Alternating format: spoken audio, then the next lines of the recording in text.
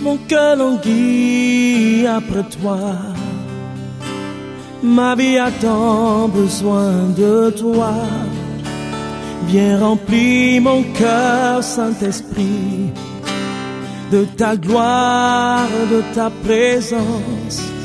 Mon cœur languit après toi. Ma vie a tant besoin de toi. Viens remplir mon cœur, Saint-Esprit, Paraclet, bouclier, car tu es l'eau de la vie, l'intarissable torrent. Tu ne taris jamais, tu ne taris jamais. Tu es l'eau de la vie, l'intarissable torrent, Seigneur. Tu ne taris jamais, tu ne taris jamais. Inonde mon cœur, inonde mon cœur, inonde mon cœur, inonde mon cœur. Celui qui boira de l'eau que je lui donnerai n'aura jamais soif. Et l'eau que je lui donnerai deviendra en lui une source d'eau qui jaillira jusque dans la vie éternelle. Ainsi parle le Seigneur. La vie de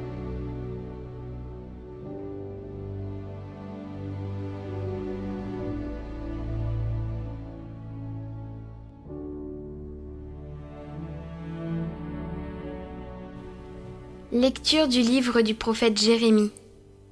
Parole du Seigneur adressée à Jérémie. Lève-toi, descends à la maison du potier. Là, je te ferai entendre mes paroles. Je descendis donc à la maison du potier. Il était en train de travailler sur son tour. Le vase qu'il façonnait de sa main avec l'argile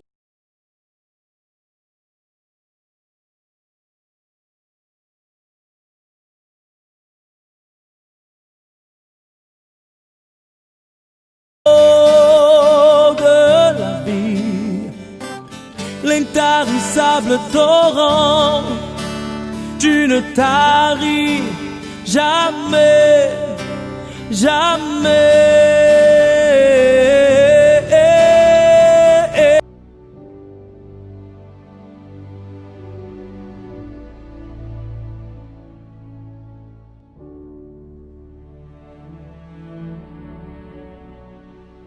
Lecture du livre du prophète Jérémie.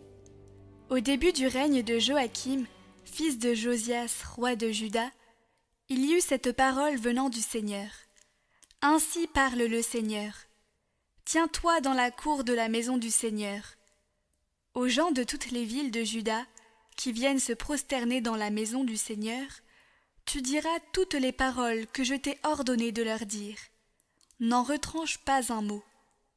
Peut-être écouteront-ils et reviendront-ils chacun de son mauvais chemin.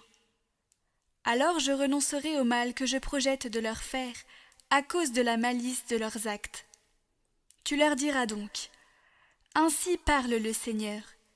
Si vous ne m'écoutez pas, si vous ne marchez pas selon ma loi, celle que j'ai mise sous vos yeux, si vous n'écoutez pas les paroles de mes serviteurs les prophètes que je vous envoie inlassablement, et que vous n'avez pas écouté, je traiterai cette maison comme celle de Silo, et je ferai de cette ville un exemple de malédiction pour toutes les nations de la terre. Les prêtres, les prophètes et tout le peuple entendirent Jérémie proclamer ces paroles dans la maison du Seigneur. Et quand Jérémie eut fini de dire à tout le peuple tout ce que le Seigneur lui avait ordonné de dire, les prêtres, les prophètes et tout le peuple se saisirent de lui en disant « Tu vas mourir. Pourquoi prophétises-tu au nom du Seigneur que cette maison deviendra comme celle de Silo, que cette ville sera dévastée et vidée de ses habitants ?» Et tout le peuple se rassembla autour de Jérémie dans la maison du Seigneur.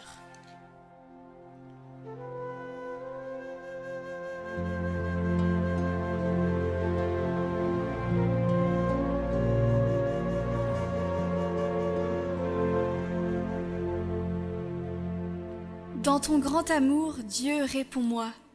Sauve-moi, mon Dieu, les eaux montent jusqu'à ma gorge. Plus abondants que les cheveux de ma tête, ceux qui m'en veulent sans raison. Ils sont nombreux mes détracteurs, à me haïr injustement. C'est pour toi que j'endure l'insulte, que la honte me couvre le visage. Je suis un étranger pour mes frères, un inconnu pour les fils de ma mère. L'amour de ta maison m'a perdu, on t'insulte, et l'insulte retombe sur moi.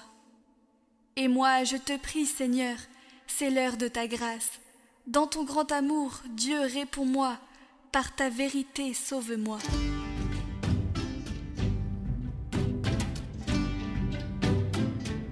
Évangile de Jésus-Christ selon saint Matthieu.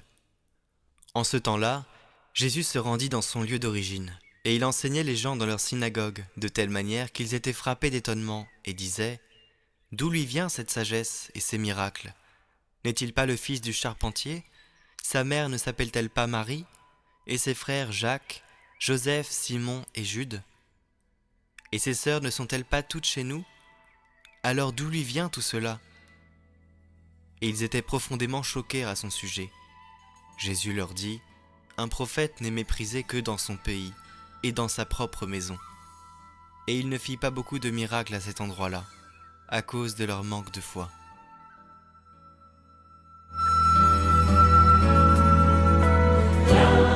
Zoé, Zoé, moi j'ai besoin de toi. Zoé, Zoé, oui j'ai besoin de toi. Vie de Dieu, coule en moi.